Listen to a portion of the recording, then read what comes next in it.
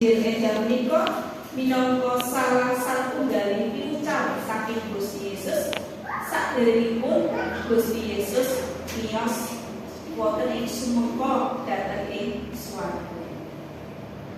Gusti Yesus ngersakaken tumrap para sakabat, para murid lan ugi kula lan panjenengan ing jaman sapunika supados menapa ingkang sampun dipun wucal dening Gusti Yesus langkung-langkung menapa ingkang sampun dipun janjikaken Gusti Yesus bilih kula lan panjenengan ing jaman sapunika.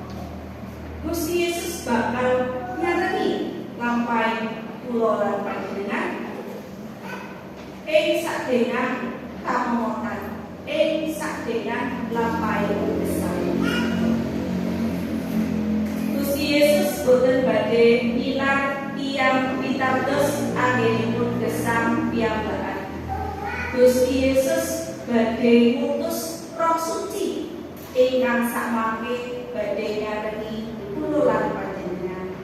Ugi samangke badhe ngelingaken para pitados kagunganipun Gusti bab sedaya piwucal ingkang sampun dipun wucal dening Gusti Yesus.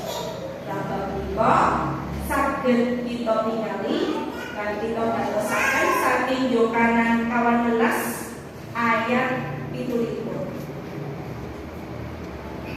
Yohanes 18 ayat 17.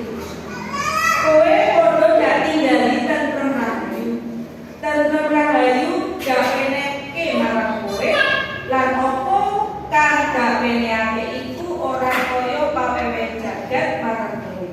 Atimu aja belah-belah lan aja iris.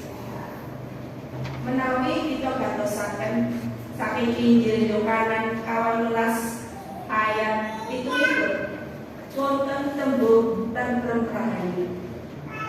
Lan tembung tentrem rahayu menika utawi wonten basa Indonesia damai sejahtera dados istimewa nalika dipun pangandikaaken Gusti Yesus sak sampunipun Gusti